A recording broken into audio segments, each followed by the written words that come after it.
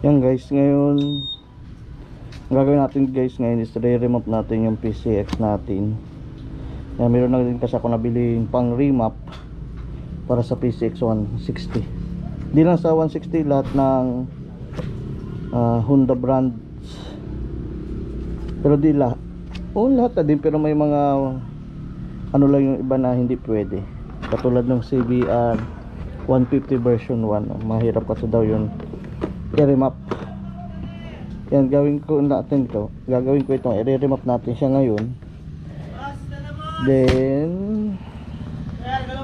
tingnan natin yung before and after nya. Yan, before and after. Yan guys, ito yung wala kasi tayong bang sensor, hindi natin malagyan siya ng wideband, kaya gagamitin ko lang guys is ADX para ma-monitor yung parameter ng motor natin. Yan, dito kita kasi yung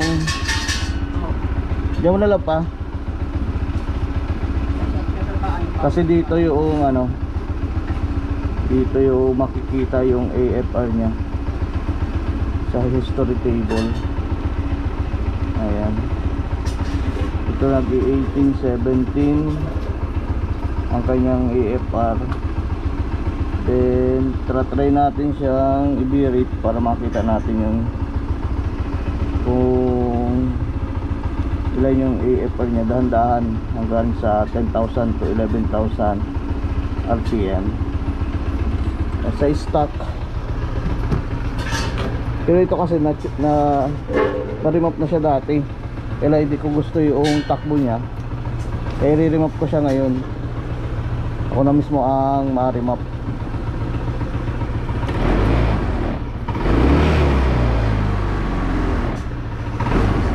Try natin ito guys. Kita sa camera. Ito yung before, bago ko i-remap siya.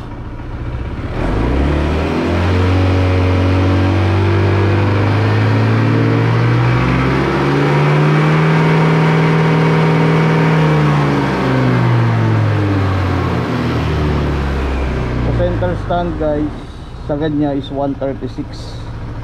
Yan, then pakita ko sa inyo after remap. Salpa ko yung ginawa kong bin, kung ilan magiging takbo niya. Wala na siya, hanggang doon lang talaga, nakalimit siya. Yan, kita naman siya dito kung hanggang saan. Yan, pumatak lang siya ng 9,500 RPM sa stock na map, yung una kong parimap. Ayan, tapos inunlock ko ang limit niya. Tingnan natin kung sasagad siya sa 11,000 mamaya. Yan, pasok ko lang yung map na ginawa ko. Ay, sakto na. Close ko lang. Yan, close ko lang, then open ko yung ignition. Yan guys, ano na siya, 98%. Yan, 2% 99, then 99 na siya, 100. Okay, finish remap. Then close na natin siya. Then patayin natin yung susi. Ayan, then close na natin ito. Then open ko ito para ma-bypass natin, para mapagana natin yung ADX. Open natin yan ulit, close yan. Then open natin yung tuner Pro RT natin. Yan, connect natin. At nagkulay blue yun, connected na siya. Then show natin dashboard din natin kanina. Open natin siya lahat. Hindi pa, wala pang laki-lakihan natin. Ayan, para ma-monitor natin. Then dito sa injector, gawin natin AFR siya ng 15. Di pa naman nag-aandar kasi. Yan, dashboard muna tayo. Dito palitan natin ito ng values, gawin natin siyang AFR. Yan, negative 15. Battery 14.22 volts. Then pandarin natin siya. Yan, okay ang minor. After remap, same nung stock, kasi di ko naman ginalaw yung minor. Then try natin dun sa birit natin mamaya sa history table. Ayan, karoon siya. Ngayon naglalaro na lang sa kanya ng 171812 AFR.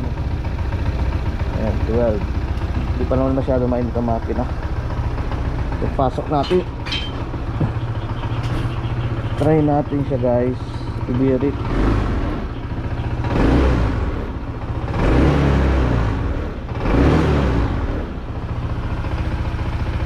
Well, tignan natin kung may mataas ang ano pag nag-reach. Bawas tayo. Minor pa man lang.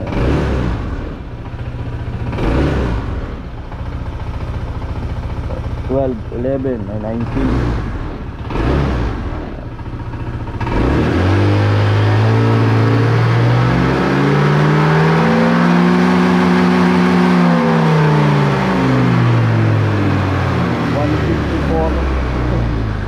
After remap.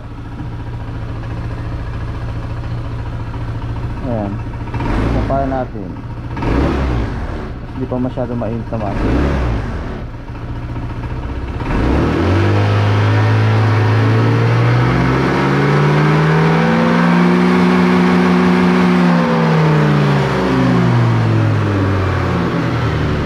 Yun lang guys, at least kita mo kagad yung pagbabago. Na-unlock natin yung RPM. May ginalaw pa ako kanina, nag-edit ulit ako ng panibagong file kasi mayroong ano pa ako doon nakita. Then kanina top speed natin is 156. Then try ko ulit ngayon kung ilan.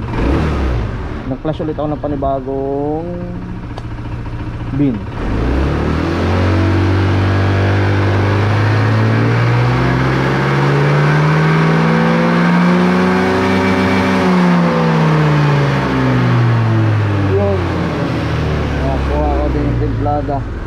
Sumagat siya ng 160 sa center stand. Siyempre guys, iba pa din yung my load, pero kahit pa paano kita mo kaagad yung difference ng remap sa hindi remap.